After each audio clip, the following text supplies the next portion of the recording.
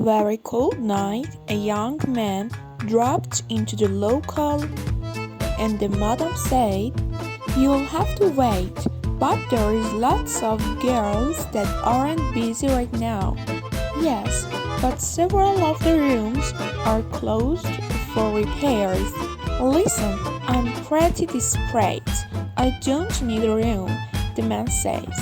So she takes his money and he goes upstairs with one of the staff.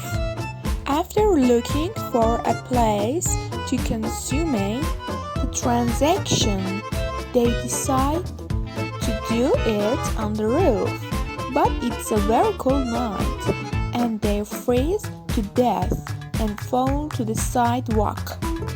A passing drunk looks them over, staggers to the door, and knocks. "Go away," says the madam.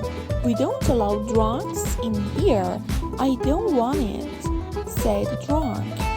"I just wanna to tell you that your sign fell down,"